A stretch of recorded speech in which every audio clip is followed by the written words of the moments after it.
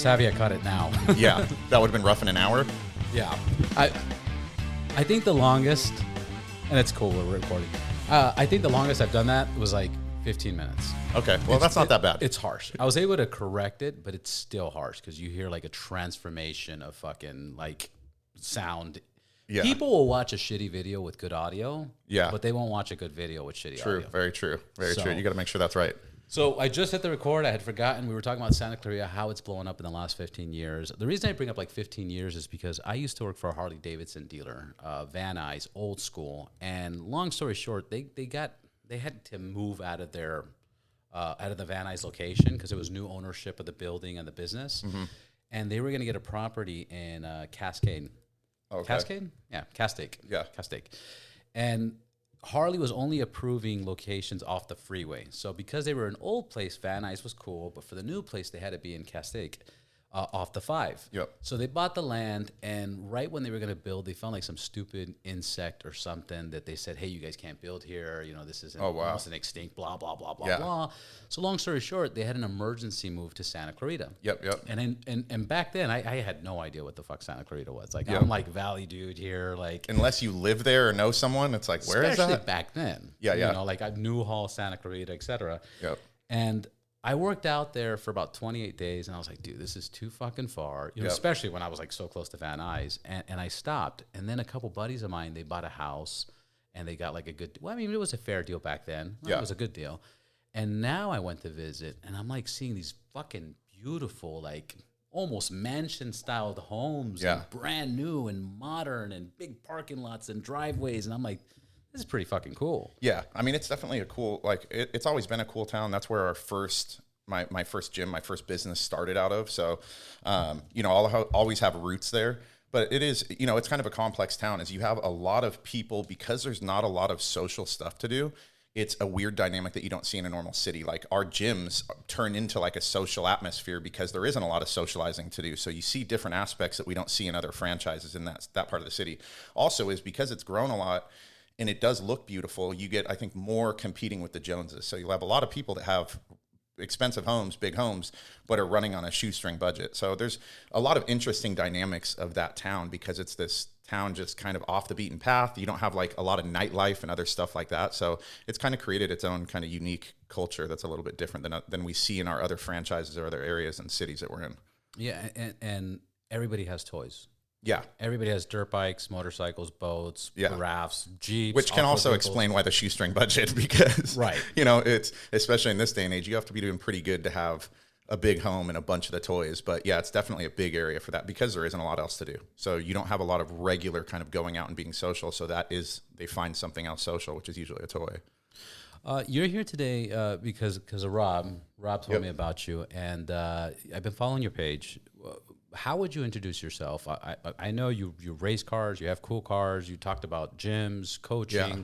How do you introduce yourself? What's your role? Yeah. I don't know. Like, you know, I guess it depends on who I'm introducing myself to, but yeah, in the bodybuilding world, I was a 2-time top 10 world ranked pro bodybuilder. And in kind of the fitness industry, we have a nutraceutical line. We have an international gym franchise that started back in like 2007, 2008. So we have that. And then, you know, in the car world, I have a bunch of different cars. So, but yeah, I mean, my main thing is normally kind of just preaching about kind of business mindset and stuff like that. So personally, that's the stuff that I really love. I fell in love with entrepreneurship because I grew up super broke, and it felt like there was no way to kind of live this other life. I remember I had a Countach poster. I traded my friend these micro machines for this white Countach poster. Micro machines. Yeah. Fuck, I haven't heard Remember that. the micro machines? Oh, they were coveted, but I traded these micro machines for this Countach poster.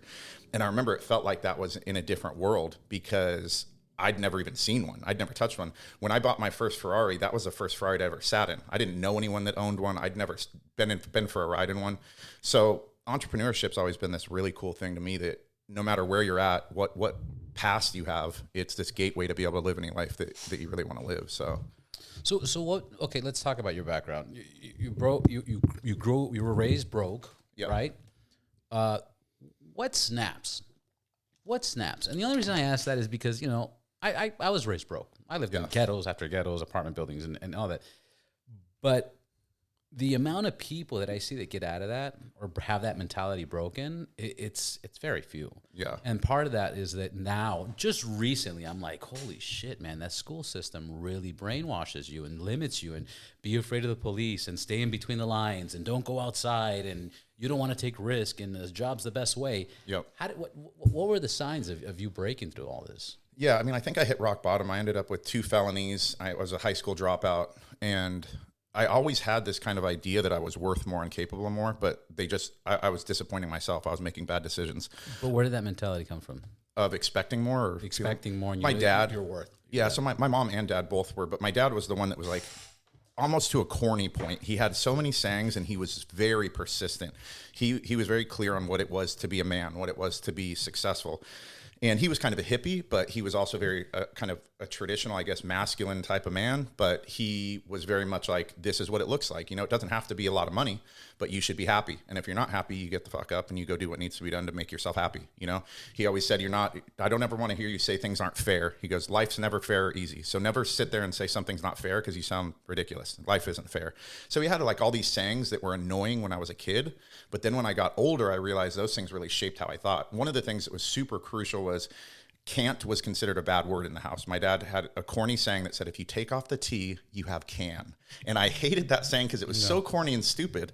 But what I didn't realize is I never said can't. So I was always trying things that other people might not attempt. I was going out of my way to do things that other people would count themselves out for. But because I never even thought of can't, everything was always a can. So I think those things kind of shaped me to believing I was worth more and capable of more, but I just wasn't there yet. And I had to become the man that was capable of actually accomplishing those things. And that was, I'm sorry, that was your father or stepfather? Father. Yeah. So you had your father the whole time. I had my father up until high school. Well, my mom and dad separated when I was like 9, but my dad was around all the time. So he was a very strong figure. And then by high school, my dad and I didn't have a good relationship. And he basically, it had been exposed that he had drug issues and other stuff that just became prevalent when I got older. He was part of the movie industry. And so like, you know, years ago, cocaine was rampant, you know, in the movie industry. And so him as a dolly operator and camera operator, he got just addicted to drugs.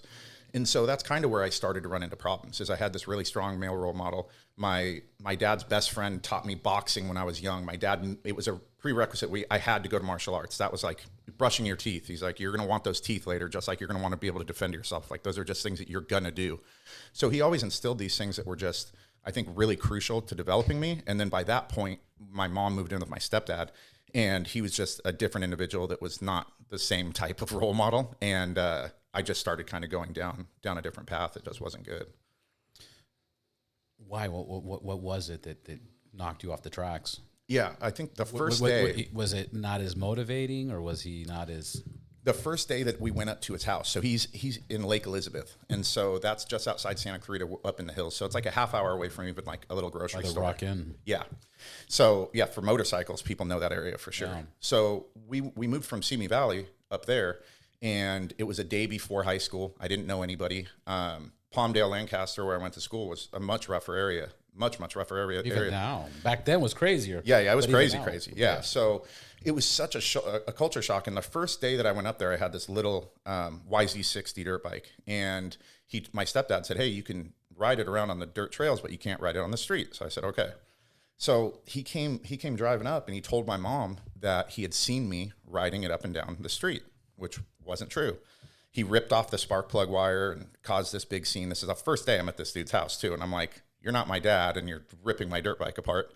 And my mom sided with him. And up until just a few years ago, my mom and I had a conversation where I said, hey, just to bring this up, like, so you know, that was never true. Like, he from the beginning was manipulating you. So I was a big mama's boy. I was close with my dad, but my mom is who I primarily lived with. So like we would watch TV all day together. Like I was very close with my mom. So as soon as this guy stepped in and my mom stopped believing me, that kind of like drove me to a weird place where I was like, okay, I don't have a relationship with my mom. My dad's a drug addict.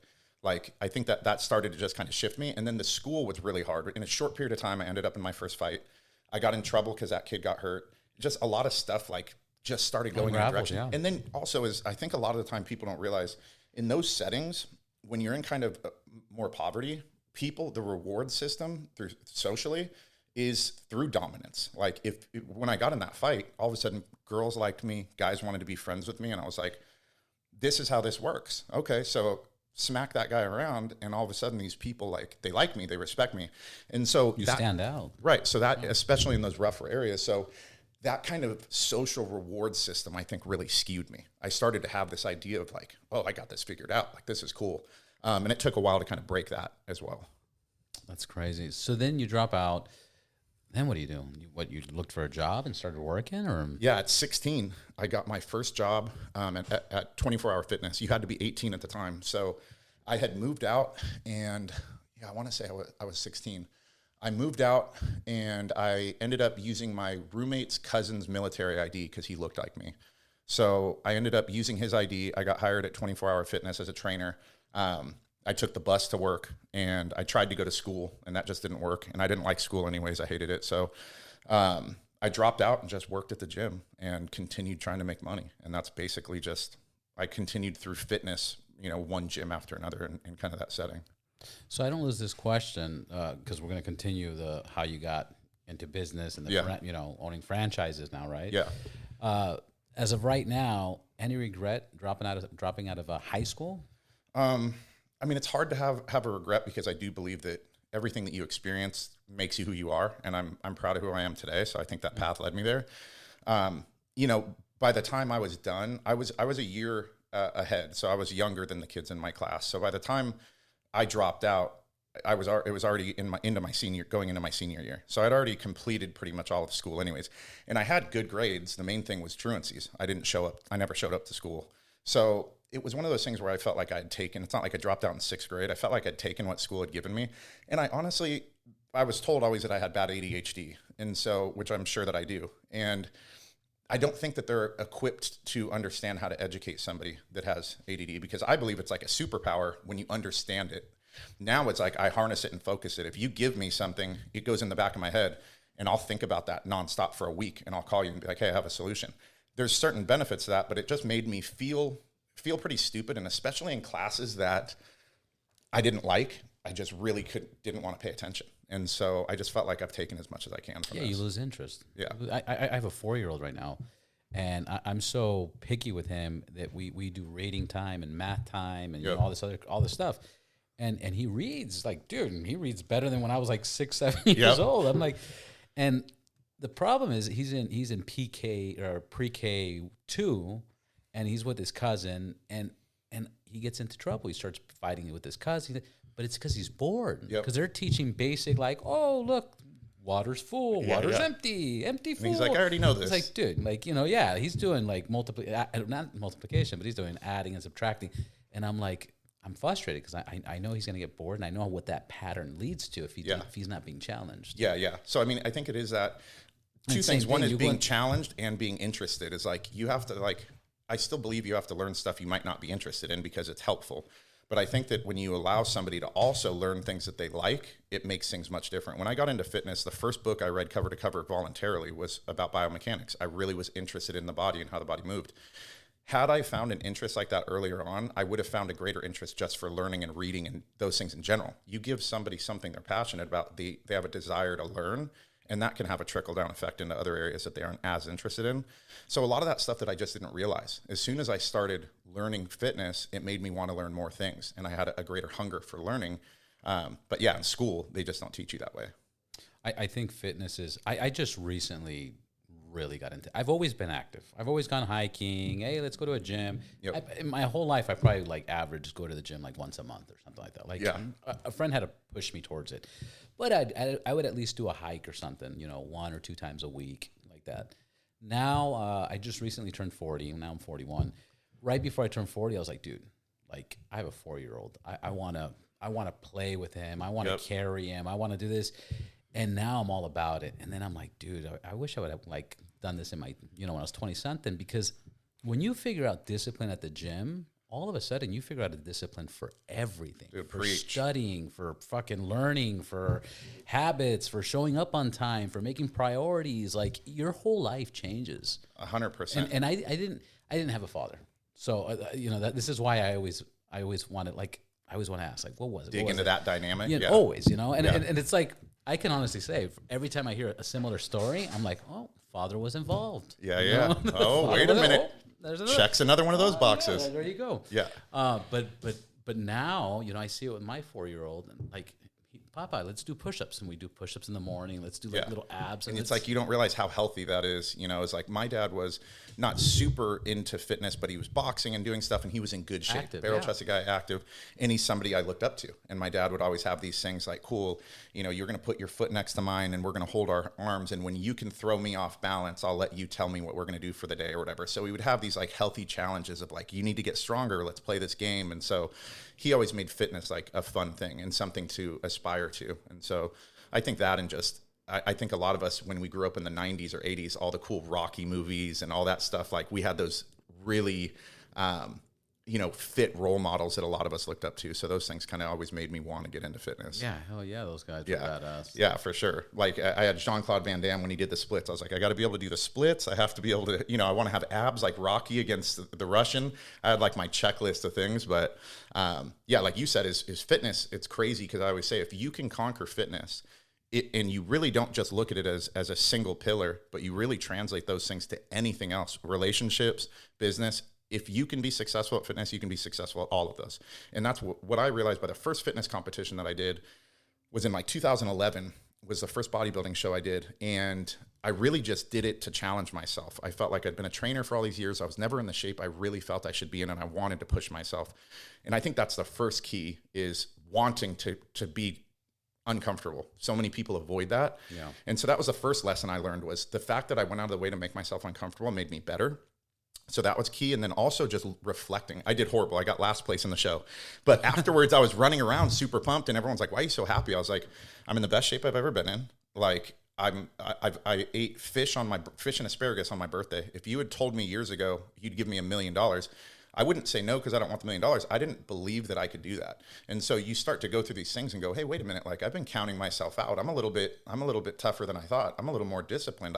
Maybe that other stuff I counted myself out for, I could actually do that. So those two things were pivotal for me, is go out of your way to challenge yourself and make yourself uncomfortable, and then do those things, show up for yourself each day and fulfill those promises that you made to yourself. And you start to build confidence little by little. Like, I did that cardio session, I ate that meal, and that confidence just slowly builds. And after that, my business just took off. I started having just so much more faith in myself, and it just allowed me to take those risks that I don't think I would have normally taken.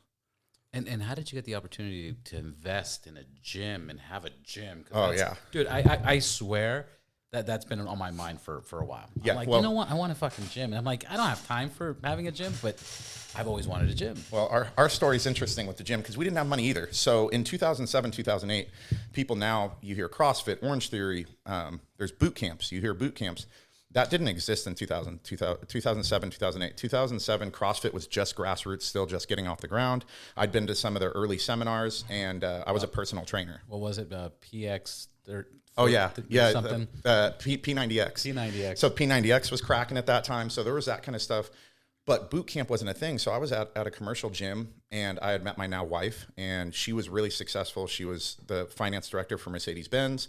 And she was like, look, you're great at what you do, but working at this gym ain't it. Like, you need to figure out how to pursue your passion and to really go for this. So she really kind of gave me the push. Yeah, she was this beautiful woman who was older than me, incredibly successful, and still saw so much in me that I was like, man, like, if she sees this, maybe I need to, like, even though I saw it, it was one of the... Sorry about that. Cool. No, we're good. So, yeah, I was kind of saying that I had met my now wife. She was very successful, and she was, pushing me in this direction. And I felt like, okay, if this beautiful older woman, and she's accomplished, and she sees this in me, maybe I need to see it more. And what I was kind of saying is, I think that a lot of us have that in the back of your head where you're like, I do kind of feel like it. You don't have a lot of confidence, but you hear this little voice. But your past record kind of makes you feel stupid for believing it. So it's like I would have this, and then I'm like, yeah, but what makes you believe that? You haven't done this, and you failed here, and you failed there, and you failed here, and you failed there. So you're littered with failure, and that just overpowers that voice that you could accomplish something. So all of a sudden, somebody else comes in with this perspective and goes, no, that voice is right. You're brilliant. You could do this. And it starts to breathe life into that part of you. So sometimes, like I always say, sometimes it just takes one person. You don't know the power you have over someone. You could be a stranger and tell somebody that you think they're brilliant with the idea, and you don't understand the power that can sometimes have. So it was literally within weeks of her meeting me, becoming my client. We ended up together. We ended up living together and started my business. Yeah, basically from there was like, you know, she was pushing me. Within weeks, we lived together. Our relationship moved super fast and started the business. But I was broke. I had no credit. Again, it was high school dropout and felon, and so with like a 400 credit score, so I couldn't fund anything. So I basically just sat back and thought, like, how do I add value? I don't know business. I don't know anything technical, but I know training and I know common sense. I have street smarts. So I was like, if I was a client here at this gym paying $50 for a half-hour session or $47 for a half-hour session, what if I could go down the street to this park? It's a park, there's limited equipment, but it could be good intensity, and they could train 5 days a week. I could give them more frequency. I could give them a greater amount of value. And that was, again, before boot camps were kind of a thing. And so we were kind of like part of that first phase of group training. And we started at a park. I went with my car. I had a pink laundry basket with some dumbbells in it. My mom and now wife were my only 2 clients. And my mom drove over a half hour each way to come to multiple classes a day, because I told her, I look crazy out here because I have no clients. So if somebody does show up, they're going to drive away. They're going to be like, I'm not hanging out with this dude in this dark park by myself. Like, hell no. So my mom, just being such a great mom, drove to pretend to be a client for me. And like, it's crazy looking back. That was the reality for a while. And we just slowly grew. We never had a big burst, never had a takeoff moment. We had a lot of down moments. In 2007, I found a small commercial space. It was like 1,500 square feet, if that. And put all the money that I had saved into it. And that guy he was foreclosing on the building during the recession. So we lost all of our money, lost everything. And again, didn't really have credit still at that point. And ended up finding the space that we're in now. And we were just blessed because they were building owners. They were just an older couple that are really sweet, that are friends to this day. And they gave us an opportunity. And things just slowly kind of went from there. We had our one location. I started to find success. And I mean, I had a bootleg version of Adobe Photoshop and Adobe Premiere. I couldn't use a computer at all, so I had to spend literally hundreds of hours on YouTube learning how to use those programs. But I made our first website, our first promo video, our flyers. I sat and spent hundreds of hours just researching and learning things to get one tiny bit of progress. I'd get, 2 extra phone calls or whatever. So it was just years of really doing everything wrong until things were right, or just a really rough learning curve, because I'm still not great with technology, but those things were hard. We didn't have the money to outsource it. So the only option is you're going to sit in this office until you figure it out. Like, you don't have, I'd go on Craigslist to literally I couldn't even buy the software. I'd have to find a stolen version, for $50 on Craigslist. Yeah. Cause back then it was like $1,000 or something for Adobe. Yeah. And it was like, you had to download it. Right. So it was like, okay, so the great thing though, the blessing is, anybody that's listening to this that's in that situation, in the moment, you hate it so much. You're like, why can't I have a parent that has, why does everything have to be so hard? I can't get a single break. I can't get a credit card. The blessing though, is that has truly been one of the things that's made my business successful. Is I'm super resourceful and I'm super resilient, because I had to be. There was no consistent. Yeah. And I knew I have to show up every day, and I'm probably not going to get much out of this effort that I'm going to put in, but I'm going to keep doing it until it either yields something, or I'm going to try a different route, and I'm going to keep researching, and I'm going to keep looking. And so I think that it just makes you hungrier, because you don't have anything to fall back on, and you have to make it work. And that's just kind of how it worked. We slowly grew, and then eventually ended up opening a remote location in San Diego. Somebody had seen how the gym was doing, and he wanted to be part of it. So basically he opened a satellite location. Yeah. He just saw the location out here and was like, whoa. No, we actually were doing a bodybuilding competition together. We carpooled together to Vegas with a group of other competitors. And on the way, one of the other guys was really interested in the business model. So he started asking me about it. And so this guy wasn't even really participating in the conversation. He was just listening most of the time. But a lot of the drive down, a lot of trainers don't make a lot of money. And so at that time, the gym was doing really good for what trainers normally make. So those people were interested, like, wow, like, how are you making that money? And what is this business model? What are you doing? And then shortly thereafter, he had hit me up and just said, hey man, I can't stop thinking about all the stuff that you talked about on the drive to Vegas. Like, it just keeps going through my head. Like, I have to be a part of this. And I just said, yeah, I do picture it growing, but I'm not at the point yet. So, I was working a booth at an expo, and he showed up there. He was working a booth, and he showed up, was like, bro, I'm not giving up on this. So he was really persistent and kind of pushed me out of the comfort zone to probably do it earlier than we should have, but it ended up throwing us into deep water, and we figured things out. He found success and opened multiple more locations throughout San Diego, and we just kept growing it. And now we have locations throughout the U.S., and we went international into Germany. So we have somebody. Really? Yeah. So we have somebody with. Congratulations. Thank you. Yeah, it's been big. It's crazy. super weird. So now you're franchising the brand and the workouts and do you have like a set equipment like? Yeah, so one of the things that's a big difference between us and like other group training is a lot of them use like TRX trainers, treadmills, things that you can use anywhere else. It's just their workouts, how they choose to do it. My big aspects were, one is the foundation is resistance training. So a lot of these group training programs aren't building it on a foundation of what myself or most fitness professionals find to be a true strong foundation.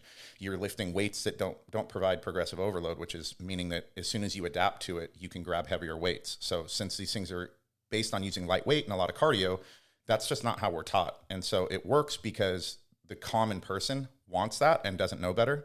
If you take somebody and I put them through a really good resistance training workout, but they don't sweat a lot, then I put them in the parking lot and I make them push my car around the parking lot until they sweat all over and throw up. And you ask them which workout was better, they're going to say the one that they pushed the car around the parking lot because they just sweat more. So these models aren't built off of science or fact or what any of these owners of those gyms do if they compete in any way. That's not how they train, but that's how they train other people. And I didn't want that type of program. So years ago, I ended up meeting a guy who was selling a retail fitness space. And I talked to him and he said, yeah, I go to China and I actually have my own line of fitness equipment. And I just said, hey, would I be able to go with you? And he said, sure. I'm flying out there in a couple weeks. We flew out there and I met these different factories and I started Guangzhou. We went to Qingdao, a bunch of different places. And so, but I started to have like just all these ideas like, okay, nobody's creating these things. I'm going to create them just for my gym. So I created these all-in-one pieces that ended up really allowing us to do resistance training in a group setting like nobody else could. So we got patents on all that stuff. We have a visual aid technology that scales to different fitness levels. So we're the only group fitness that actually takes that into consideration. You might be doing a more challenging exercise than the person next to you, or you might be doing an advanced training principle while the other person doesn't. So those were two of like the main things that I really worked on. And it actually branched off into this company, Bulletproof, which is our newest company, which is just fitness equipment. So as our stuff was being posted, we were getting a lot of attention on these few units. I've seen the standalone rod that you can have like an arm. Yeah. So that was our first unit that we dropped. I almost bought it like 2-3 times. I love it. I gotta get it. I love it. I don't have fucking space for this. Yeah. I love it. But that was like, people would see our equipment and they're like, where do you get this equipment? What is this? And I realized there was just a huge need is I had to go out and make it for myself. So I started thinking, well, how many other people are wishing that this was made? You know, how many other people are waiting for that solution? And I just genuinely love it. Like it's even more than the gyms is like, this is just a really cool passion for me to create something that fulfills a need and that is like going to be in all these homes and people are going to be benefiting from it. So it's been a really exciting venture, and I'm not an engineer, which makes it even more exciting. People, each time I'll talk about it, they're like, okay, where'd you get your degree for engineering? I'm like, I'm not an engineer. All this stuff I just sketch on a napkin. And then my brother-in-law he started to go to school to be an engineer and architect, and he's a graphic designer. So he helped me take it like from my really bad sketches to like a closer model. And then we would work with an engineer and try to get it closer. And so it was like just this process of one thing after another, kind of just figuring out what the next step is. And eventually we had these really cool units. How long did that take? The R&D and the first units probably took like a year total, but they were less complex. These units now, the first unit that we brought to market was probably close to like 6 months. And now stuff is taking somewhere probably around 6 months or so each unit probably to do. But we've just made things, the units we're dropping now are more complex, but we're also better at what we do. And I have a larger team now, so we have more engineers. But it's still a huge learning curve. I'm used to a service-based business, and I came into this with really modest expectations just because I feel like you should know what you don't know. And I don't know this space that well yet, but we were just super blessed. Like we dropped this unit, and this was the unit that everybody sees now. I considered to be kind of like an easy unit because it's small, it's easy to ship. It goes on someone's existing squat rack, so it's not like they have to commit to a lot of space. So I was like, this would just be an easy first unit, but I really wasn't expecting it to get like crazy acclaim or anything. I thought it would do good. I thought it would do okay, but I was like, if we profit a couple grand a month while we're growing the business and figuring it out. And it was just one of those things where I have an experience with our other businesses where it just was like a massive success. Like it didn't take too much effort. And I was like pleasantly surprised. I was like, I really wish this is how business always went. But Yeah, it's been really cool to see how people have received it, and all these people in the garage gym community, personal training community are like, yes, this is what we've always wanted. So it makes you also feel kind of... Describe the unit. Describe what you created for people that are listening. So a lot of the issues that people have, like a personal trainer or even somebody at home, a lot of the time the reason that they go to a commercial gym is because there's certain pieces of equipment that they consider key to use and they can't use in their garage. So you can get a squat rack in your garage. You can do squats. You can definitely build a body with just a barbell or a set of dumbbells. You have to be more knowledgeable. It's more boring. And so that's where it steers people to, even if they have a garage gym, a lot of people still have a commercial gym membership. And I knew that. And so I was always waiting for somebody to create something that facilitates these other machines. And nobody did. So the unit that I created basically just goes on, it's a carriage that goes onto a squat rack, and then it has these, we call them our hex ports, and they can receive basically different attachments. And it can do anything from a preacher curl to a prone leg curl, seated leg curl, pullovers. It does like 100 exercises in this one attachment that goes on a squat rack. And the main aspect is really like for somebody that does have that home gym that goes, I want to do leg extensions to isolate the front of my legs. I want to do leg curls to isolate the back of my legs. I want to be able to, a girl that wants to focus on her glutes, she can now do that with one attachment instead of having to go to the gym. So it was a risk for me because most of the stuff that you see that's massively successful in the gym industry is very gimmicky. And so this was just very like logical. And I'm like, unfortunately in business, logical stuff doesn't always win. So it's like, this just combines a lot of machines that work good. So it was kind of like a roll the dice. Like, this isn't gimmicky. It's not going to be in Walmart. Like none of these big chains are going to buy it. So it has to really facilitate a need that other people see. And even if you feel confident in that, you never know. Like, I don't know that everybody sees the same things that I see. So it was just nice that I wasn't crazy and that other people saw value in it too. Yeah, no, it's genius. I've seen it. I like it. Like I said, I almost bought it a few times. And I was just like, I love it. We got the ads running enough. So yeah, exactly. You got the ads running. Your marketing's good. Who does your marketing? What you know, that's such a big and difficult thing to operate and run, because if you figure that out, you could almost sell anything. Yeah, in a lot of sense. Yeah, and that's basically what I do. Is I do the marketing for it. So come up with the concepts, and the big part that I actually enjoy is I like building community, and I'm truly passionate about it. So one of the things that I kind of saw as an area of opportunity in the space is not a lot of the companies do you have people that you actually connect with. You're just buying products. Right. So I really wanted to be part of this community, like part of the garage gym community, part of the personal training community, and be seen as this. I'm a person you can reach out to. I'll answer your questions as the owner. So I don't have customer service reps. I answer all the messages and I deal with all that stuff. And I actually enjoy doing it. So that part I think has been good. Is I do the marketing. I know how to do marketing. My sister is my partner on it, and she's like the opposite of me. Like, I'm very creative. I'm big picture. I'm people smart. I understand the marketing side, the sales side. She's very technical, data driven. So we're like this perfect combination where the two of us can genuinely do like a team worth of work. We really understand how each other work. So she handles all the back end stuff. I handle all the front end stuff. And between the two of us, we're able to just kind of tackle it and keep it moving forward. Is she all about the gym and works out? And No. She's getting into it now, but it's funny because like my family in general really isn't into fitness. Like, my dad was, like I said, he was fit, like active, but he wasn't even a gym person really. So I'm kind of like, I stand out a little as far as the gym part goes, but she's she's very much like me as to where she's probably got the best work ethic out of anyone I know. Like, she'll work literally 24 hours and she'll just not go to bed if it's not done. And we have this like common sense kind of thing. It's like, well, why would I go to bed? It's not done. Like, that's how we see business. It has to be done. So we go to bed when it's done. And then not everybody works that way. No. Well, I'm tired, so I'm going to go to bed and I'll finish later. Well, you can't, because we got to launch tomorrow. Well, we'll launch another day. Like, we don't see that as an option. Like, the business eats first. We do what needs to be done. So she's a very motivated, very driven, hardworking person. So even though it's not in the gym, it's like my same mindset in like life. So we both attack things like we never would make an excuse why we can't do something. You just do it. You find a way and you make it happen. So I think that's why her and I are able to work so well together, because we think the same way when it comes to that, but we also complement each other in the things that we like and don't like. She hates the social aspect. She doesn't like using social media. So like, we just really balance each other, and we're able to kind of create a good team that can do a lot with only a couple people. What's the percentage of people that in general that work out?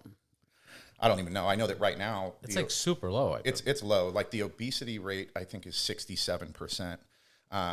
And morbid obesity, I think, is just under 50% right now. So this last year, the data was showing the highest that it's been.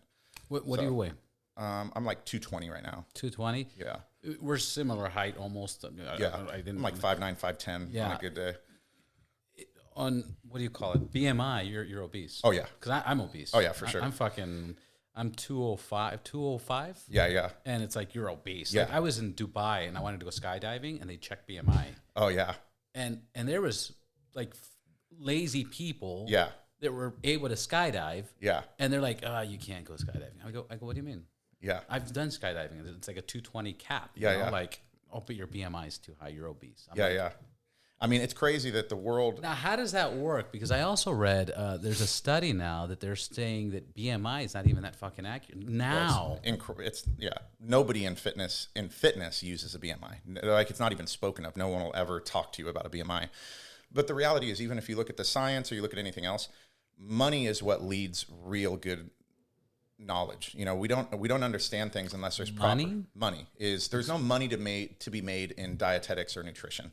So if you look at certain studies, the best studies that we have were actually a byproduct of something from the pharmaceutical company. It just happened to be this. As we were testing this, they ended up losing weight. So we're like, oh great, now we have some data. But these studies cost money, and there's not really money to be made in a lot of these areas. So that's why you don't see direct studies that are giving us anything that are really good. And again, unless they're accidental. There's a peptide where they were trying to test some sort of tanning alternative or something, and the people ended up losing weight. And so they ended up being able to take that data and see how it could be applied towards people ending up losing weight. But again, you don't see a lot of good information directly just because there's not money to be made. So who's gonna want to fund that? Okay, cool. This diet works better than this one. Why am I running that study? I'm not making any money on that. So, or that is somebody that was funding this study for their own reasons, and now you have to be questioning the outcome, because if they're self-funding it, it's hard to understand where that comes from. So there's enough data for us to understand that basically it's calories in versus calories out. You need to move more. And I struggle with that. I'm going to pick your brain on that. I struggle with that because my consumption of calories in and what I burn more. But I feel sometimes like I hit, like I'm stuck. I'm in one of those weights where I'm stuck right now. Yeah. My norm before was like 212. Now my norm's like 204. Okay. And I feel like I don't eat enough. Right. Well, the leaner that you get, you're going to definitely feel like that more and more. And that's what, if you see like a competitor, they'll always say like, the better you look, the worse you feel, which isn't how life should necessarily be. But it's called metabolic adaptation. And every time you reach a new level of a lower body fat, your body has to adapt to that. And naturally what it wants to do is find homeostasis. It wants to balance. It doesn't want to lose weight. It doesn't want to store weight. It wants to have a normal energy balance. And so what happens when you're eating, you go from 3,000 calories to 2,800 and you're starting to lose weight. The body's going to lose a little weight, but then it's going to balance off. So what happens over periods of time, you have to be eating less or moving more or both. And so it just becomes more difficult. And so what you'll notice is people will lose a certain amount of weight and then they take a little bit of time off to maintain and allow their metabolism to come back up a little bit. Plateau, right? They'll plateau. And sometimes it's when it's done right, it's done on purpose because you're reaching these levels of metabolic adaptation and you don't want to keep suffering. So what you'll do is you'll stop for a period of time and you'll basically just focus on maintaining body fat, but building lean mass. And now that brings your metabolism back up. Now that next journey to lose weight, you're starting at this higher point of the ability to burn calories. So it just makes it easier. You don't have to run down to such a low calorie range.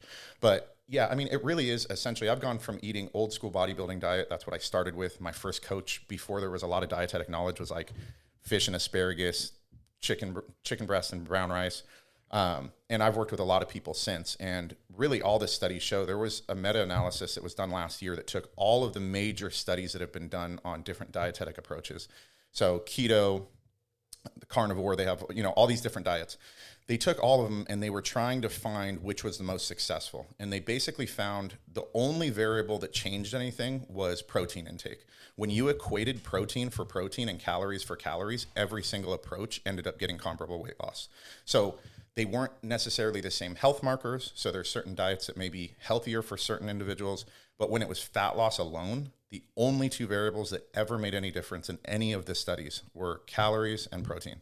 So if you are eating the right amount of protein and you're hitting those calories, you're going to lose weight. But one of the big things I could say for you and for other people is when you're in good shape and you're at that lower metabolic adaptation, you have less of a range to mess up, right? So think is if you're able to burn 1,800 calories, 2,000 calories a day, you could eat a few handfuls of almonds and be 400 calories in. So a lot of the time what happens is I tell people, if you're not weighing food and tracking food, that's what you realize. You go, damn, I really thought I ate 2,000 calories today, but it was 2,400. It's a small amount. You picked at a few things, but that put you from losing weight or maintaining weight. So as you get further into it, I just say you have to be more serious about what you're intaking exactly and tracking that to make sure that you're hitting that at the end of the day. Yeah, that makes sense. That makes sense. My mom told me something that made sense too. She was like, you make food too good. And yeah. I'm like, what does that mean? That'll be painful too, because then you got to eat it all. Yeah, and she's like, yeah, like if you were just to like boil a chicken and eat it, you wouldn't finish it. You'd be like, I'm good. For sure. I don't have that problem, so my meal prep is easy. It's just dry chicken, but yeah, I mean, it is. You'll notice that it's, you know, like anything, like in business, the higher you get, a lot of the time, the harder you have to work just to maintain that level. You know, and it's the same in fitness. You're like, dude, all I did was skip a soda and I lost weight in the beginning. Now all of a sudden I'm doing this and I'm doing that and I'm not losing weight. And so it's important for people to understand just the physiological end of it is your body's adapting, and and when you understand that, it makes more sense, and you just know I have to commit more and cut that diet down so that I can end up hitting those next goals. What do you think is the success rate? I'm just trying to understand people that work out, develop good, habits and hobbies, and, mentally they're more stable. Like people talk about it all the time. If you're depressed, just start working out. Don't even take medicine.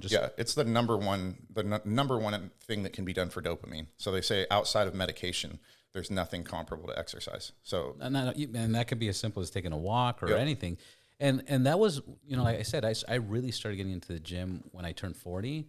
But at the same time, I was going through a business transaction. I had a partner, and it went so bad that for like 3 weeks, I was losing sleep. I was going to sleep like at 4, waking up at 6. I was like, I don't want to say depressed, but I felt like feeling depressed. I felt pressure. Yeah. I don't want fuck depression. I felt pressure. Right. I was like, fuck, man. And I got to do something. And then one day I went to the gym because I was just going to use the sauna, and then I went swimming, and then I started working out, and then I'm at the gym, and then. Oh shit! Fuck this, man. I got 99 problems, man. But the same one, and none of them seem as bad anymore. And none of them. And then all of a sudden, that's why I got into the fucking habit. So my question is, how many people in fitness? But obviously, this is not going to be the key to success. But how many people do you know in fitness that are successful? They had another really cool study that was done on that actually, and so they took all these people that had lost weight and kept the weight off. So that was the interesting part of the study too. It was not just that they lost weight, but they kept it off. And they basically were trying to find the main elements that those people had in common.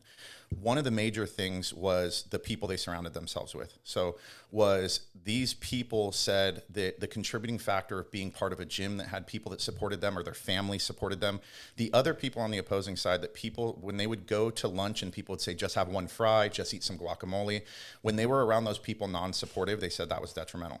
One of the other things, the biggest one out of all of it was adherence. So they said, regardless of the diet type, the people that found the most success were people that truly were capable and wanted to follow that diet as a lifestyle, not just as a diet.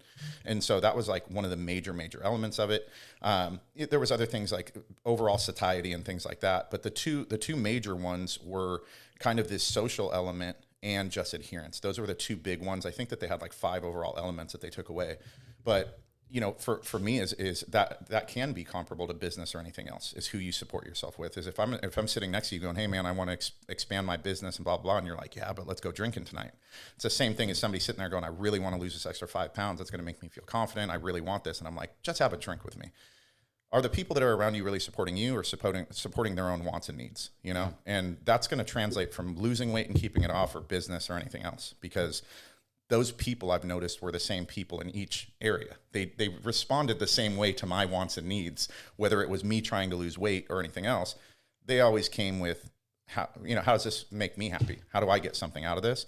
So I think that if people can look at that, if you're trying to lose weight, you're trying to go into business, really look at the people that you surround yourself with. We talked about just having one person believe in you, and now we're talking about like the study on weight loss. You have a few people around you that don't have to be rich. They don't have to be crazy successful, but do they support you? When you wake up, are they breathing life into your ideas? But it's funny too. Like you said, it's the people around you, but it's interesting because, you know, like my mother would be like, hey, you're working out too much and you shouldn't work out too much. Yeah. And you know, like, oh, people that age and blah, blah, blah. Yeah, and it's like, yeah. really? Well, and that's the funny thing is I always talk about so I always did an orientation before our big fitness challenges, and I would talk about these different elements. So I felt like it was important to address the psychological part of it, the emotional part of it, not just the diet part of it. So I always felt like that was something as a coach that I wanted to bring to the table, was not just here's the diet, but I want to prepare you with different tools and different ways to mentally be prepared to be successful. So I would talk about that. I would say, look, what's going to happen when you do this is a lot of people are going to surprise you. There's going to be some people that aren't about your life and that they're not about you, and you're going to see that. But there's other people that are, but for their own reasons, they're presenting it differently. And I use the example of my mom. My mom was my biggest supporter, but she'd always give me a hard time. You work out too much, and this is ridiculous. And why are you eating your heart and this, that? Yeah. Why are you torturing yourself? Why are you eating that while I'm eating this? As we got older, my mom ended up losing 100 pounds while she was working out with me. So she lost a lot of weight. She got in the best shape she'd ever been in, and she was the best version of herself. And we had a lot of conversations where she said, I felt bad about myself. So I was projecting on it. You're eating a salad and I'm eating a burger. So I'd rather just say that's unhealthy. You're too extreme. And so when you understand that, that's an important part too, is you don't want to alienate and get rid of your mother because she doesn't support your diet. But you can understand, I always tell them, is what happens at the end is always the same thing. Those people come around not only in support, but for advice. So they come around and go, not only did you kill it, but I'm also kind of curious. What do you think I could do? How could I get some help? So there's a group of people you need to get rid of, and that'll be more clear. Those other people that are really close to you. And most people you need to get rid of anyways. Yeah. Yeah. Most of them are bad, but some of those people that really do care about they're not bad. They're just projecting their own insecurities. And that's what I learned is there's a fine line on that. And well, I think it's not even as deep as that. I think it's just they really believe that, hey, you only some of them only do. Live once. Yeah, some of them do, but a lot of those people you'll talk to, because I have that all the time. I mean, anywhere I go, it turns into kind of those conversations, and it's funny because there are some people that are just genuinely happy or in the shape that they're in, even if it isn't the ideal body type. And those people will ask me, do you think I should work out more and do stuff? I'm like, if you're healthy and happy with your body, no. Like, you don't need to fit any sort of standard. Who cares? Do whatever you want to do.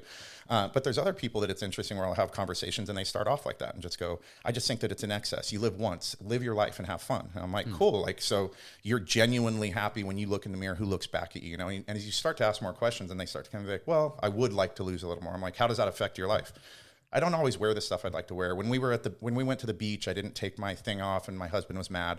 So then you start to kind of unravel is like a lot of the time we had talked earlier, we avoid difficult situations. And what we do is we put up this false perception of what we say is truth. This is my truth. I live once. Well, we came to that conclusion because we found failure in past attempts. And it's easier to say that. It's easier to say, I'm just good. I'm happy with this. And a lot of the time I have to let people know if you're truly not happy with that, but you've just made that your reality because you've had failure in the past, I want you to believe in yourself again and go get what you fucking want. Like, if that's what you truly want, don't make this your reality if it's not. And then other people that genuinely are happy, I'm like, don't go do a ton of extra exercise if you don't need to. If you're healthy and you're happy, then just live your life. But continue being healthy and happy. Yeah. It's trying to really search that. It's funny if you ask somebody, what is happiness to you? What is success to you? And you really try to walk through a conversation. It's pretty amazing how many people can't really answer that, you know, is what does that look like to you? And sometimes they'll be like, yeah, I guess that kind of doesn't make me happy. Or I don't know why I'm working towards that. And that's like kind of a key of what I try to talk to people about. It's really try to ask yourself, are you pursuing this career because it'll make your dad happy, your mom happy, or does it make you genuinely happy? Like, what are you actually doing? And fitness is no different. Some people can go for a walk. They don't need to do extreme exercise. You can be healthy and you don't enjoy exercise. So fine, you know, you're in a good place. Other people, they're just not doing it because they don't have faith in themselves. And those are the people I kind of push a little harder. I don't know if it's faith. I just think that we're in a world where it's like you're in a world that you have to fight two things. One, you have to fight your own brain. Yep. Because your brain will be like, no, it's cold outside. Don't go out. No, the gym's full. The dogs are cuddling you in the morning. The kids, you can't go to the gym right now. That's just fucking silly. So you have your brain, and then your brain's such a piece of shit that at the end of the day, when you don't do nothing, it goes, you stupid ass. You're fucking lazy, dude. You're a piece of shit. Yep. And then that makes you fall into more of a depression. And then the next day, it's that cycle. Yep. So then you have that to deal with, which dealing with your own mind's fucking crazy. And then everything's just so fucking convenient nowadays. Yep. You know, to drive your car, order it on Amazon. Don't go here, don't go there. Look, try this food. This is delicious. This Yep. is delicious. Like recently, I'm starting to drop. One of the best diets that I had, which is interesting, because to get into for me, it was kind of easy. Yeah. But when you fall off it, it's so fucking hard to get back on it. And it's keto. Oh, yeah. And keto for me, I liked it a lot because like my knees will crack or I'll like crack my knuckles or whatever Yep. the case is. On keto, that all went away. Yeah. It all went away. And I thought I was fucking crazy until I heard a doctor talk on fucking Joe Rogan's thing. And he was like, yeah, inflammation and all that Yep. stuff goes away because of the carbs and blah, blah, blah. And I love that diet. Yeah. What was my point? Basically convenience, and when you were on the diet. Yeah. Right. So a thing that I just came to conclude now is I find it interesting that if I eat carbs or sweets or anything, there's no end to how much I can eat. Oh, yeah. If you give me a box of donuts and pizza and this, that, there's no fucking end. Yeah. Like if you and I are around, I won't touch it. Yeah. But if I was by myself, dude, Yeah. I'd fucking murder it. Yeah. Like, you know what I mean? Yep. And that doesn't happen with steak Right. or salmon. Well, you're going to, the feeling Or of satiety of asparagus. eating a bunch of steak, you're going to end up pretty full. Yeah, you go to a Korean barbecue or something like that. Yeah, I'll tear it up, Yeah. but I'll be like, I'm full. Yep. Yeah. And that's where that might be a great diet for you, because when I did keto early on, my stomach didn't digest the amount of fat. So I got good results with it. And it was a diet that we had added to the repertoire of things that we can give to somebody if we feel like it's good for their lifestyle. Me personally, it wasn't a huge hit, but like you said, it does have to be one of those things you can be consistent with, because if you fall off, then it is going to be hard. And one of the other things, like you had mentioned, convenience in your own mindset. And I think one of the other things is the social media. I was talking to a buddy the other day and I said, when we were young, you just had to be as cool as the kid in your high school. You know, the coolest kid in your high school. You're competing against these few hundred kids or whatever. Now, as a kid or an adult, when you're having that bad day and you ate the donuts you weren't supposed to eat, and now you open social media and you see another guy that's our age, that's 40, but he's got a 12 pack, and you know, you're just like, oh, why do I even try? You know, like what's the point? So I think that's a huge thing that I talk to people about, is comparison is so rough right now, because you open social media and every person is a bodybuilding billionaire. And it's like, that one isn't most of their lives, if they're being honest. And understanding that some people are going to have more success in some areas, but in your life, you probably are more successful in other areas. Maybe you have a better relationship with your kids, with your family.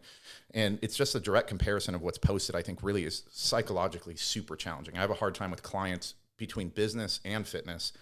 So many negative effects. They're like, it was just a bad day. Then I opened this and I see my friend that was from high school that now is so rich and all this other stuff. It's like, I think that it can be really hard, and people need to really understand that isn't everybody's real life. Like that just isn't. Yeah, it's just the surface. Right. Yeah, I look at the people in my high school, I'm like, oh shit. Yeah. Like I caught up with a bunch of them.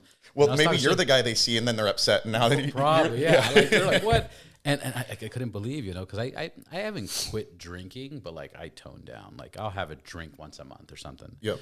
And just seeing, you know, because 40 is an age where you start seeing what. Yeah, my 40th is coming up right now. Yeah. So I'm like. But when you look at your other friends, it's where you start comparing. It's like, yeah. Okay, I did okay. Yeah. I did okay. Well, by 40, your habits are going to catch up to you one way or the other. You know, you're going to be able to. Habits are going to catch up to you. Yeah.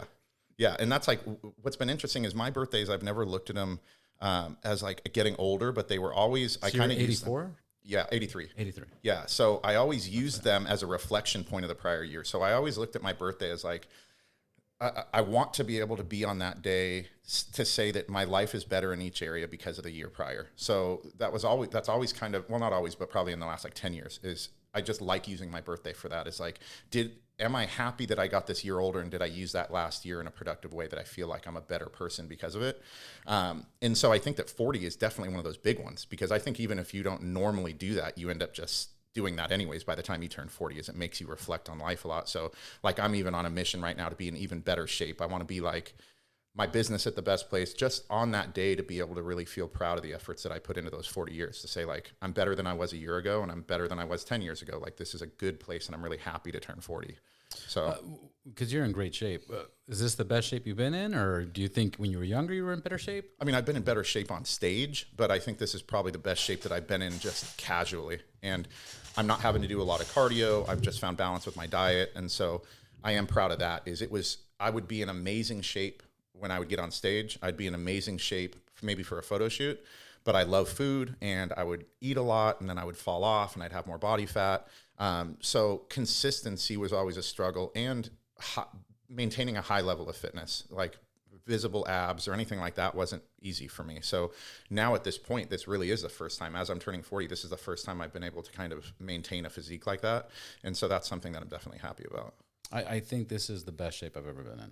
Yeah, I mean, you're in good shape for sure. And you said 41. So, I mean, yeah, like you said, you see a lot of other people at 41 and they're not in that kind of shape. And we're not supposed to compare everybody. Right. We're not supposed to fucking compare. But hey, I mean, it is one of those things where you look at it and say, over that period of time, like we talked about habits, is they do become visible. You know, those things become visible in your personal accomplishments, whether they're fitness, your relationships, or anything else. And as you get older, they just become, you can kind of have them behind closed doors. You know, I tell people, you always have your fat clothes.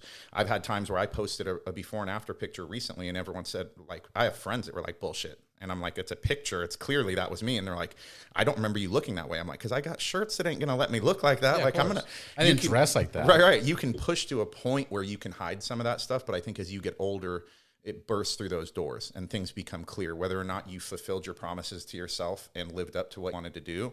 By the time you're 40, a lot of that stuff becomes, you know, public knowledge. You're kind of wearing it. You're showing it. So yeah, I compare it to, you know, when I was 27, 28, I have friends that will swear that I was a tough motherfucker, and I got into a lot of fights and whatever, you know, bar fights, drinking, all that dumb shit. But I would fucking kick my 27-year-old ass now. Dude. Bitch, come here, stupid. For like, sure. I would fucking, you know, like that's what I really compare it to. Yeah.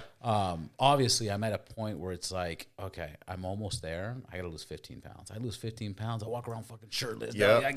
But I haven't weighed under 200 pounds since high school. Yeah, Just which would be that. Well, that would be that's got to I'm be a at good goal. 204, and I've been stuck here for 8 months, dude. I'm like, I've been close for 8 months, and I got to 201. Really? I can't get skimming under the surface, dude. I'm telling you, if you go a couple weeks literally monitoring, do you know what your basal metabolic rate is? Do you know what you burn just during the day?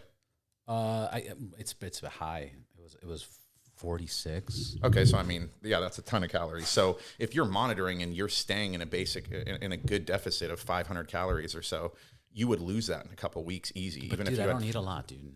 Yeah, I don't fucking get it. Like today, right now, I had egg bites, and then I'll probably have a dinner. This is why I'm saying I think I'm working out too hard, and I'm not eating enough, and my body's just like, wait a minute, what the fuck are you doing? Well, I mean, if you're eating 800 calories or something, your body's definitely not going to be happy. I think I'm at like 1,200, 1,500 tops. Yeah. I mean, you're going to have a period of time where the body's not going to respond to that. If you go long period of time, you should still see weight loss. It's like I'll always compare extreme situations. You see somebody like in a survival situation, even if they eat very low calories, eventually they lose weight, but you'll see certain periods of time where the body tries to adapt and hold on to it. So you'll see some people over-exercise, under-eat. They spike their cortisol. Yeah, they spike their cortisol and their body ends up just retaining a lot of water. So you might lose a little weight, but you retain a little water. And then what happens is over a period of time, then they consume a little bit more, because over a period of time, eating 1,200 calories, you're going to probably have a few days where you're going to overconsume because your body's going to be so depleted. And then what happens is the calorie offset becomes different. You were in a calorie deficit. You might have lost a little bit of body fat, but you gained water weight, so you didn't lose scale weight. And then by the time you overate, then it threw that weight loss off, and now you're back at the same place body fat wise. So that's why like really low calories and over exercising doesn't work, because you actually will lose some body fat, but you'll retain water and feel really crappy. So I should eat more? Well, I don't know exactly how much you're eating, but yeah, if you were eating 1,200 calories, I'd say you should be eating more for sure. And like there are people where I'll just tell them, we have two different main class types. One is our resistance training, and one is our cardio, which is like kickboxing and airdynes and stuff. It's just a really intense cardio class. It's 30 minutes. The goal is just to burn whatever calories they would possibly need for that day. And we would have people that would do that multiple times a day, and our weight training class. And I'm like, listen, I've been at the highest level of pro bodybuilding, and I've never had to expend the amount of calories you're expending. So you have to understand your diet isn't right, or the diet isn't right and you're over exercising. But I'm like, all I'm going to have you do is stop doing this extra cardio. And then 2 weeks later, they're like, holy crap, I've lost weight. I'm like, because right now, just to mix it up, I felt like I've been hitting weights too hard. So I usually do like 15, 20 minutes on the Stairmaster on level 8, no touching. And then I do about 1.5 hours weights. Yeah. Okay. I mean, that's a little while for the weights. Like, how many exercises do you think you normally do? I do a bunch of weird nonsense, dude. like I'll get on the fucking bench and I'll get on the bench with dumbbells and I'll do a, one plate. Yeah. 15 times. Then I'll do crunches. Then I'll do arms. Then I'll do rest for like a minute and a half. And then I'll add a 25. And then I'll do that 12 times. And then I'll grab dumbbells. And then I'll do abs, crunches. And then I'll add 245s. And then I'll do that probably 3 times, reps of 5. And then I go add another 25. Sometimes I'll get to 315. I kind of fucked up my shoulder. And then I come back down. Okay. And then I'm doing arms in between the whole time. And then I would say halfway I'm doing crunches. Okay. Once I get to that point, I'm like, I don't want to like drain. Yeah. So I'll do that. I'll spend 35 minutes, 40 minutes on the bench just doing that. Yeah. And then after that, I'll go into like a random back machine. Any machine I touch, I usually do 5 sets of 15. That's usually 15 or 12. And do you normally do chest every day and you do back every day? Recently, I've been doing chest and arms almost every day, and then I'll add back every now and then. And then this last week, my gym offers classes. So in the last week, I've done 2 cycling classes, and I've done it's called stacks, where you fucking grab your 20. I did 15, 20 pounds. Yeah. And you do like these. It's like kettlebell workouts. It's like hit kettlebell workouts for 45 minutes. Okay. Yeah. I mean, I would definitely say working on your split. How many days a week do you train? 5, 6. Yeah. So, I mean, training the same body part to that intensity is more than you're going to want to be doing for sure. You're not going to, if you're having substantial breakdown during that period of time, you're not going to recover the next day. So if you were to focus on chest that day, back the next day, arms and shoulders the next day, legs the next day, or you could do a 3-day split, a 4-day split. But if you broke it up and really focused an hour on 1 to 2 body parts per day and then let them recover, you're going to have way better results. You're going to have less injuries. If you're lifting that heavy on a regular basis. I haven't had injuries, luckily. Which is good. And the only reason I said I have a shoulder injury because that was a motorcycle accident. Nice. Well, as long as if it's not in the gym, that's good. But working the same body part that hard every single day, it's only one exercise that you do for chest. Yeah, realistically, just bench. It's just bench and then arms and then crunches. Yeah. So, I mean, it's not like super crazy, but it's just not going to be the prime way to do it. And it is still working that same range of motion over and over. The other thing is if it's for aesthetic purposes, the straight bench is really low efficiency as far as hypertrophy to build the chest. For an aesthetic purpose, like upper chest is definitely a better way to go. So if you were to only train 1 or 2 exercises, always working in an incline press or an incline fly, you're going to really notice your chest starts to look a lot bigger too. So that's like one of the key things. A lot of people do flat bench because it's a great strength movement. It's a great functional movement, but it's not a great aesthetic movement. Pushing downwards, doing decline, you recruit more muscle fibers, and training incline gives you more of a perception. I'm gonna start doing that. So those 2 things to consider is I got a breakdown. Like I always default to that, and then I always add this stuff. Just real quick. So this would be like today's. okay. But so today I what went. do we got here? But today I went in the morning, and like I said, I did a little bit of bench. I did 5 minutes warm up on the Stairmaster. I did arms, and then I went into the spinning class. Okay. Yeah, I mean, this is a fine split for full body. If you were training full body. Yeah, and I did a lot of squats, and this week I did a lot of squats and lunges. Yeah, and I mean, there's people that will push for full body. Most people that train for aesthetics don't prefer to train full body training. So most of our general consensus is you're going to spend a certain amount of time on that day to truly hit a muscle in all of its dimensions. You want to hit the muscle from the top, the side, the bottom. You want to really work that muscle, and then you want to give it time to rest. When you train full body, it doesn't give you enough time to break down each muscle efficiently from every angle, and it doesn't give it enough time to recover, even if you did. So these are good for like overall fitness, somebody to just kind of... And that's what I want. I want overall... Yeah, if you want like aesthetic change, if you want your arms to get bigger or your shoulders to get bigger, you'd want to probably pull a little away from this and start focusing. I just want to lose 15 pounds, bro. Yeah, if it ain't... the main thing about the resistance training is it's just going to help you keep your muscle and keep your ability to eat more without gaining weight, your ability to keep the weight off. It's going to keep you firm too, so you're going to look better. But the rest of it comes from diet. I mean, I used to have to do all this cardio. I do no cardio now and was maintaining super low body fat. It's just, it really is diet. Like diet is so freaking key. Like they say it's like what, 70% diet, 30% exercise. I mean, it's like, yeah, like mine as far as maintaining leanness has to be like 95% of it. You know, it's almost everything. My weight training is, I'm burning some calories, but that's really. So what are you eating? What's your routine? Yeah. So, you know, normally in the morning I'll have either oatmeal with some protein powder, or I'll have like a protein shake and I'll mix in some oats and some peanut butter or whatever, depending if I'm like running out the door. Before a workout. Yeah. Yeah. And my wife sometimes will make breakfast. So she'll make like these egg white McMuffins or whatever. So we'll have like a healthy breakfast like that. And then usually I'll probably have another meal before I work out. And so we meal prep 2 of our meals a day. And then we make a couple of the meals a day. So we'll make like breakfast and dinner. The meals in the middle of the day that are meal prepped are like shredded chicken with some black beans, some cut up tomatoes, a little bit of corn, and then I'll have rice. And so those are just in a Tupperware, and I'll just basically eat those throughout the day. And then I'll throw in an extra protein shake. So I end up having, 2 protein shakes a day and 3 to 4 meals. And most of the meals are protein and some form of a healthy carb. And then I'll work in a little bit of fat. You have like what, 4 or 5 meals a day? Yeah. And they taste pretty good to me. Like the little you pulled chicken with the corn and the delicious. Yeah, the black beans and stuff like that tastes pretty good.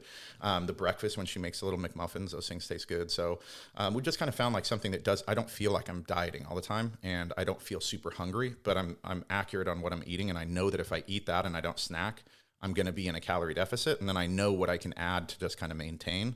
So it's just made it, now it's easier because I know exactly what I need to be eating. Isn't it interesting how like those boring foods become like delicious? Yeah. Like I go to like when I'm out and about, there's only 2 things that I really eat when I'm out and about. In-N-Out, Flying Dutchman, whole grilled onions with chilies. Yeah. The bomb. Yeah. And Starbucks, but I'll do the turkey bacon or the turkey egg. Yeah, turkey bacon. Turkey bacon, yeah. With egg. Yep. And it looks so dull and so boring. It's only like 240 calories. Yeah. It looks so boring, but I fucking like it. Yeah, that's where we went before this was Starbucks. Like you can get the spinach feta wrap that's low calorie, the egg white bites. So I mean, they have good solutions for on the go. Like that's usually where I'll go if I don't have breakfast. I'll go to Starbucks. You just have to make it fit into your calories and make sure that you're getting the equal amount of protein or balance it out if I eat when I'm out. But yeah, I mean the diet's key. I always tell people, to put it into perspective, is like, you probably had those nights where you eat too much and go, I'm going to burn it off tomorrow. We all say that, like, I'm going to go to the gym and burn this off. So it's always really important for me to teach people that how impossible that is I'll ask people like, what's a normal cheat meal for you? Would you say a burger and fries? Like, yeah, that would be pretty normal. Pizza, burger, fries, something like that. Cool. Five Guys, burger, fries, and a shake is more calories than you could burn running an entire marathon. And so what is it, like 2,400? 36. So you burn about 100 calories per mile on average. Most people when they're running at that type of pace. So this is obviously very averaged out over a lot of people. But say you burn about 3,600 calories. It's more than that. That meal is more than that. And so a lot of people, don't realize how calorie dense some of these meals are that they're eating. And they just think of it like a burger and fries. And they don't realize that could be 2 days worth of calories that you're eating in one meal. More for most people. Yeah. And so, but it's also a really good thing to think of, like, are you going to go run a full marathon for that? Like, since you're not, and that puts it into perspective, the goal is to train people to understand that mindset never works. You can't, it's so easy to eat the calories and it's so difficult to burn them. You're never going to reach that imbalance. So if you overeat, you're overeating. You're not going to the gym the next day to burn that off. It just isn't going to happen. So you have to accept that fact. And if you do, you have to do like 3-4 hours of workout yeah. to kind of even... Well, yeah, that's why I put into that perspective is saying, cool, if you ate that meal, you'd have to go and run a full marathon. And people are like, I couldn't even run a marathon. It's like, right. So like that puts it into perspective how key diet is. If you're not going to hit your calorie goals and your idea is to go work it off, that's why you're maintaining this weight or gaining weight, because that perception is off and you're never truly burning those calories off unless it's one handful of something. But if you're eating, like when I go off, like you said, you go off, like if I'm eating something, I'm eating it. So I know when I go off on that, that's why I avoid it at full cost. Yeah, it has to be a time where I can have an allowance for it and just know that that's what I'm doing. I'm on vacation or whatever the deal is, and I'm going to accept the repercussions of that. Yeah, like the worst thing I'll usually carry at home is fucking dark chocolate or something. I got my kid hooked on dark chocolate, and that's good. So. And I'm big on that too. Is if you don't have it at the house. If you go to our house, we don't have a bunch of bad stuff. Just because I work from home too, so like I have a habit of just walking to the pantry, walking to the fridge. Like, you put something in there, it's going to make it harder for me not to eat it. It's not saying that I necessarily will, but there's going to be times where I may. So it's just easier for us. We just don't keep anything in the house if we don't have to. It's harder when you have kids and other stuff too. If they have stuff, but yeah. So for us, we're lucky we don't got any kids, so I can just kind of put in there what I want. Yeah. But yeah, it's way harder, because I was just talking to a buddy of mine right now. I go, dude, because he's having a hard time. Like, he's kicking ass at the gym, but he eats, and he's doing good overall. Yeah. But I was telling him, dude, you have it so easy. I have a kid. Like, I have to suppress what I want to buy. Like, I want to buy, like, fucking chocolates and this, that, that. And I sometimes do it, but then I'll convince my son, like, hey, do you want me to buy this baguette? Oh, yeah. Papa, I don't want a baguette. Sure? I'll make you a sandwich. Right. He's like, no, I don't like sandwiches, yes, Papa. you do. But I'm going to make you one you can't refuse. And then I'm buying a baguette. And I'm like fucking eating the baguette by myself. I'm like, what the fuck did I do? Yeah. And I'll buy my cheat meals or the junk that I buy, like stuff like that, will be because I convinced my son that maybe I'll make it for him. Yeah. But I end up eating it. I love it. Like the perfect bars. You know the perfect bars? Yeah, yeah. He used to eat those. He doesn't eat those now. But you're like, maybe he will, but you'll keep buying them. Dude, I just bought a 4-pack and just downed them in 4 days. I was like, fuck, man. There's so many clients we'll talk to that say that, and they say the other big thing is picking from the kid's plate, too, if they don't finish. Oh, yeah. Well, I've gotten into a habit. I know it sounds terrible, but I don't think it's terrible. I've gotten to the habit, like, when enough's enough. If you can't save the food, you got to trash it. You just got to fucking trash it, dude. Like, like that mentality, because I was raised like, there's people starving in other countries and blah, blah, finish your food. And it's like, oh, okay, you're forcing food. Like, that's why I stopped eating breakfast. I stopped eating breakfast because I didn't want to eat breakfast. Right. I was just eating breakfast because it's the most important meal of the day, which is bullshit. Right. Your first meal of the day is the most important meal of the day, but it doesn't have to be breakfast. Right. Or you can have breakfast at 2 p.m. So I stopped eating breakfast, like, realistically, I don't know, like 5-6 years ago, because I just didn't feel like I wanted to eat breakfast. Yeah, and I do the same thing. I eat breakfast, but it's later. I wake up and I do other stuff before I eat my first meal just because I'm not hungry. Yeah. Do you do any intermittent fasting? I've done it in the past, and it's worked good for me. The times that I did it, I felt pretty good, but the issue would be going into a workout, I usually felt pretty crappy. And so that was for me, I think, and mine's more on the extreme end of the spectrum, is there's a higher glycogen requirement through a workout that you have to have a certain amount of glycogen stores or you're going to have a really flat workout. And so for me was that period of time of not consuming anything. It really made me feel flat during my workouts. But I think for a lot of people, they probably wouldn't have that same side effect if they didn't have a lot of lean tissue that needed that. So yeah, I've got a lot of clients that I suggest it to, lifestyle wise, nurses, other people like that. Like, it can work around schedules really nicely. So it ends up being a good alternative to a lot of other dieting if it kind of fits your schedule and the way that you feel in the morning. Like you said, if you don't like to eat breakfast. Yeah, don't force it. Right. We're going to change subject real quick. Cars. You had a post where you were driving a car so fast that your passenger, like, jumped out and threw up. And what was that? What was going on? What were you driving? That was our boy Rob here that introduced us. That's right. I didn't want to say names. Oh, yeah. Just for the record. Yeah. Hold on. Silly guy. Oh, the laugh button really got me. Oh, okay. So he had hit me up and said, "I've got a lot of cars. I love cars, but I don't really use them. I tend to find excuses to stay at home and work." So he kind of helps me, and he'll find different little things and be like, "We're going to go to this."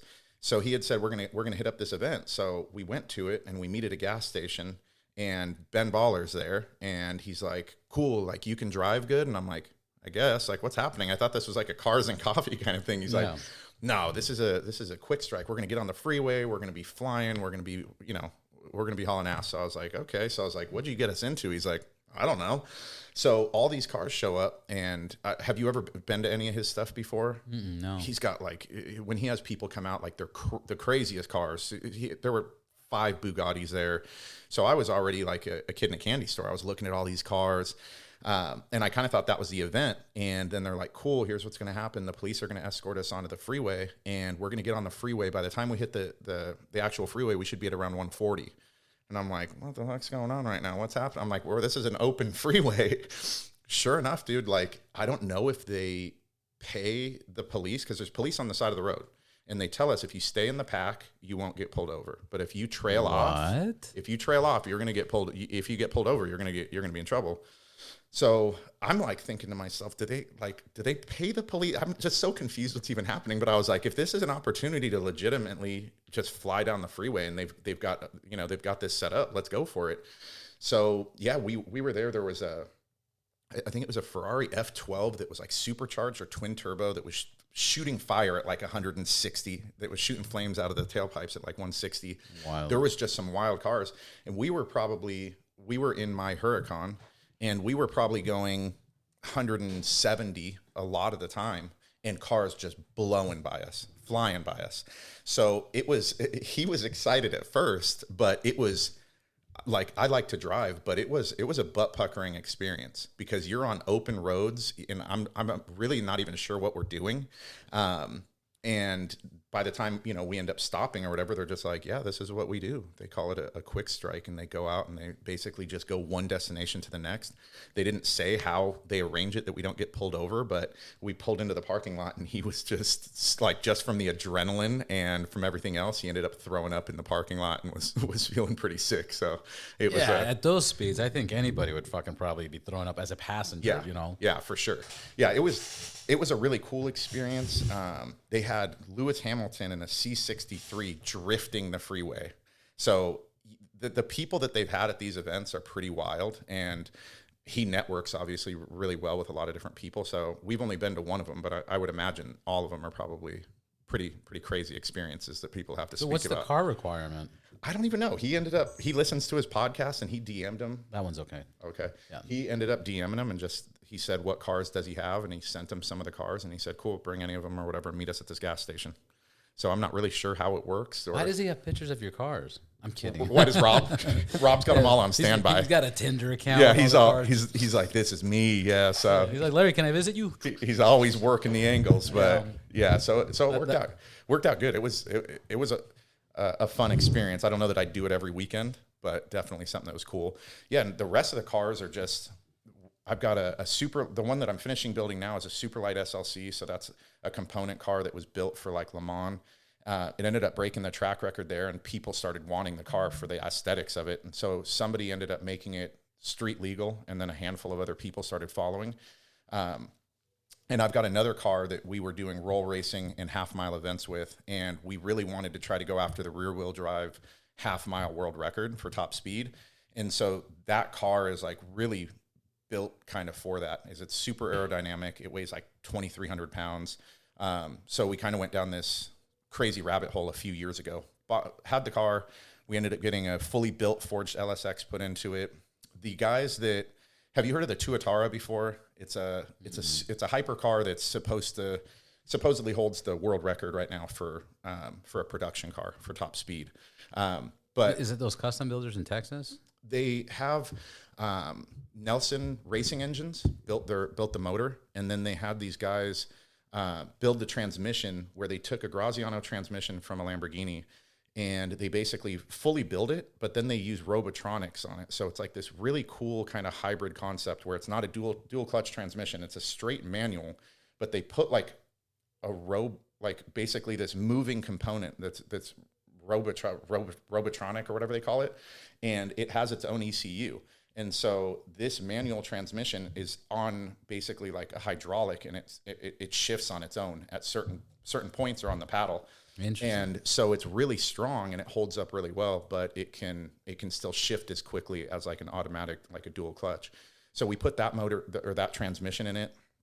And we put 2 big twin turbos on it, and it's a big intake. It just got running a couple weeks ago, so we're hoping to have it out at a few events to kind of shake it down. But that one, we want to try to go after the rear-wheel drive world record and go to like TX2K and do like roll racing. And then I have another one that's a Corvette Z06 that is 1,600 horsepower. And have you heard of the Valderrama before? 1,600 horsepower? Yeah, maxed out the dyno at Church's Automotive. So they maxed out the dyno. We were going to go over to one of the Lamborghini shops was going to let us use their dyno, but we didn't take it over there before we started doing the kit on it. But we're estimating at the boost level, it's about 1,600. But that same car did TX2K roll race like 4 years ago and was the only Corvette to make the semifinals. So it was already a really good performing car before I upgraded anything to it. The idea with that car was, how do I have something really unique that's also exotic and really fast that you don't see all the time?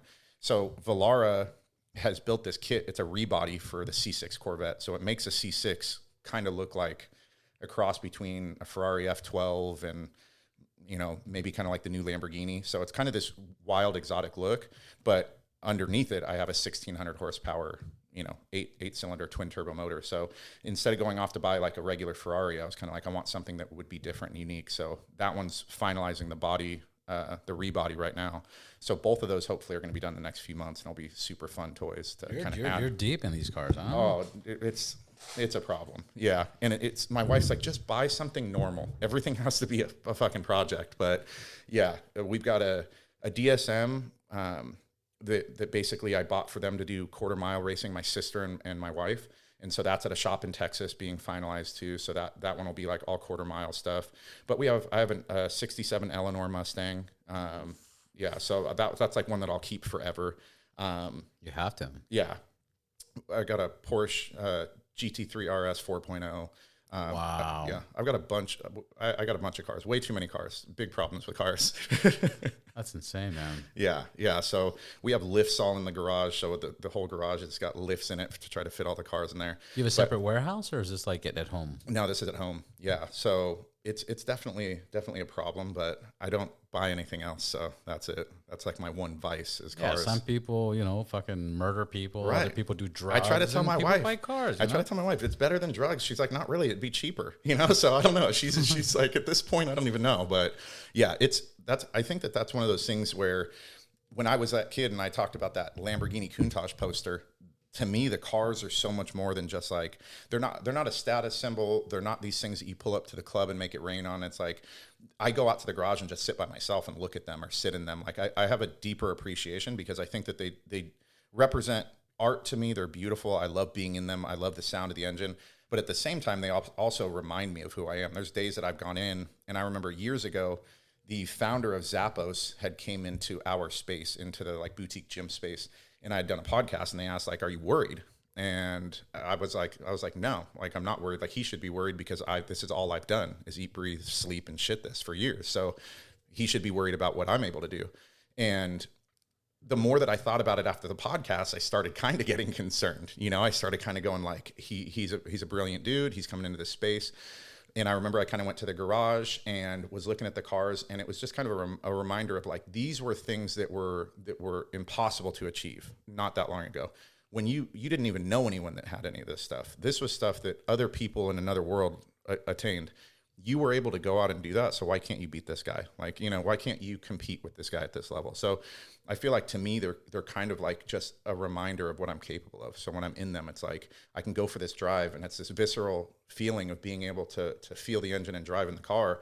But it's also this reminder of like, if you're having doubts, you were able to accomplish this. Why the fuck can't you go out and do that? So it's a big accomplishment, man. It, for me, is like, it feels like a personal major accomplishment. Like, when I bought my Ferrari, I remember as a kid, when you picture your dream car, it always has the ocean. I feel like that. It's like you're driving by the ocean. It's this like the utopian kind of idea of the supercar. Paradise. Yeah, paradise. You're driving down the road and you're in this really cool car. So as a kid, I would always daydream. And that was a lot why they would say I had ADD. But I would daydream about, oh man, I'd love to be in the Lamborghini or the Ferrari and driving down the beach. And the guy I bought it from owned a liquor store off PCH. So when I bought it, it literally was like the dream that I'd always had of driving down the beach in this dream car. And I just remember like, it was this crazy feeling of accomplishment. Like it felt like you went out and you did something that was impossible. Like you could do anything. And I think that's some of the things that maybe we don't give credit to ourselves for, or view in that perspective where it kind of cheats us, is we just see it as this purchase or this trip that we went on if we always dreamed to go somewhere. and it's not a true reflection of what we've accomplished. And I think that that's kind of robbing us a lot of the time. So I try to like remind myself regularly. Well, you do run into the problems where you have surface goals, you know, Right. like some people will be like, oh, I want a Ferrari. Right. But it's not because it was their childhood dream. For sure. It's because they have the money and now they want a Ferrari. Right. And then after like a week, they're like, I don't even sure. drive it. You know, like for example, that happens a lot with motorcycles. Yeah. People just go as a crazy. toy. They buy a motorcycle. Then it's a dude that's had the motorcycle for 5 years and he has 1,000 miles on it. And you're like, you didn't really want to ride. You just got that just to say you For got sure. that. Yeah. I think to that point is you're going to have that group of people for sure, which are probably a larger group. But the other group, I think I do see people that achieve achieve real goals, but still allow them to pass by. And it's like, that should still excite you. I had gone to the Galleria and they parked one of my cars like behind the stanchions, and I walked up and there was a group of people around it. And there was a guy who was like, oh, I love this color. I was like, me too. It's my favorite color. And we were talking for like maybe 2 or 3 minutes. And then the valet came over to give me the keys. And the guy was like, you were talking to me about this car like you're a fan of the car, not like you own the car. I was like, I am a fan of the car. That's why I have it. I love it. I appreciate it like you do. Like, I feel like a lot of the time you'll talk to somebody and they have a beautiful car or a beautiful bike, and it's like this expectation to be casual about it. Like, oh, it's whatever. You know, I've got these. And it's like, why not have that excitement? I am excited about it. I love it. I'm still a fan of it. But I think it's like, it's not cool to be excited about it. It's cool to be casual. I'm like, no, like, this is fucking awesome. No, I am a fan of it like you. Like, and I think it keeps you appreciating it. When you stay a fan of it, which is that conundrum, can you still want something once you've had it? You know, and so that's always something that I've looked at is, I don't think that you truly can, but you can stay close to it. Once you have it, it is slightly different than the want. But if you continuously remind yourself of why you wanted it and why you should appreciate it, then you can continue having a comparable type of feeling towards it. And that's what happens with the bikers that build out their bikes every week and they pull in somewhere and it's like, hey, nice bike. Oh yeah, I did this to the brakes, I did this to the bars, I did this, this is a different seat, I ordered this. I tell people keep that childhood excitement. I think that acting cool, like, I do feel like it's a weird thing is if somebody pulls up and you tell them nice car and they're like, I love it too. It's like, they feel like they're not supposed to respond that way. Just thank you. Like, okay, that's nice. Like, I'm going to keep it casual. But it's interesting because some people will take that as being, I don't know, not conceited, but like. Well, if you were like, yeah, it's way better than yours for sure. No, but like, if you were just like, yeah, dude, like, here's what I did to it. Let me show you this. Like, this is why I love this color too. There was this other color. Let me share it. I think that there's, you know, us, especially as guys, we know when somebody's trying to one up you or, you know, he's got some braggadocio. And there's a difference between someone who's genuinely excited about something. And I think I think some people take it a certain way, you know, like I've been excited about certain things. I'll be like, oh yeah, this has this. Like I picked up 2 years ago a Model S. Okay. It's fucking 0 to 60 and so fast. You know, it's an electric car. Yeah. And people are like, well, how is it? You know, and I'm like, it's pretty fucking awesome. It's 0 to 60. And it does the little fart sounds. And like, you know, like I do the funny things with my kid, and then I do the funny things that it's fast. And then people are like, oh, okay, yeah. And I get that vibe where they're just like, I'm like, did I come off like I'm fucking like bragging about it? Like, it's fucking cool, dude. It's cool. Some of those people are people that genuinely aren't really happy for you, you know? So that's kind of the thing too, is those people may be looking for a reason to hate, because while they said congratulations. Most of them aren't. Right. While they said congratulations, they're kind of like, you know, I wish that I had that or I don't. So that's a whole different situation. But I do think that there's a fine line. But I know that when I see someone and if I compliment something, they're like, let me show you this, let me show you that, or oh, this is, I can feel that vibe. Like, you're passionate about this. And then you can tell the difference when they're like, yeah, it's the fucking best. And you're like, you're probably a dick. Right. But I do think that you're going to have that group of people, whether you act casual or you emphasize it, they're just not going to be happy. But to your point, if you do emphasize it, it gives them more room to hate on you if they were looking for a reason. Of course. No, they're always going to be there.